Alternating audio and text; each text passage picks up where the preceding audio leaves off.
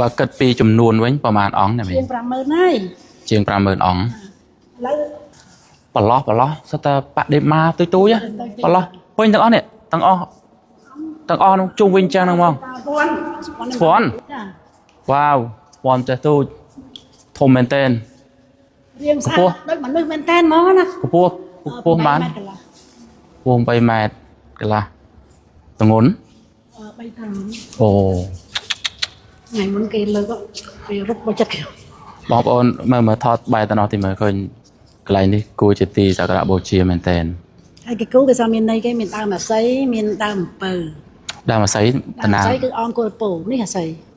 អាហ្នឹងកាលជំនាន់ប្រសាមាសម្ពុទ្ធព្រះលោកត្រាស់ដឹងក្រោមដើមអាស័យក្រោមដើមពោក្រោមដើមព្រីងបាទគូហ្នឹងសុទ្ធតែមានហេតុផលមានទាំងព្រះពុទ្ធធ្វើទុកិរិយាទៀតចាហ្នឹងលោកឲ្យធ្វើដែរសាងដែរហើយព្រះពុទ្ធនេះធ្វើហើយកូវីដខ្លាំងហ្មងយកមកពេលកូវីដគេខ្លាំងមែនតើដល់ព្រះពុទ្ធបដិមាទុយនេះមិនណាមីជាឈើទេខ្ញុំឲ្យសាងនិយាយទៅខ្ញុំឲ្យសាងមកផតកម្មមានឯងជើញចូលមកខាងនេះទេមើលដៃព្រះហ្នឹងមើលខ្ញុំឲ្យសាងមកផតកម្មទាំងអស់ហ្មងយើងការរៀបហ្នឹងវាអត់បានរៀបគ្រប់ណានេះព្រះអង្គត្រាស់ដឹងមានសមាធិមានចាញ់ងារអីរៀបតាម10ទៅតាបើគិតពីចំនួនវិញប្រហែលអង្គណាមីជាង50000ហើយជាង50000អង្គឥឡូវមើលប្រម៉ែទៅមើលពីក្រោយស្អាតរៀងកេះក្រុងអត់ទេពីណាក៏ស្អាតដែរណាមីអស្ចារ្យជាងប៉កែមែនតើធ្វើនៅស្រុកខ្មែរឬក៏មិនអូប៉ុណ្ណេះបើគិតជាទៅប្រាក់អស់ប្រហែលណាមីអ្នកសូន40000 4000អ្នកសូនរូបហ្នឹងនៅ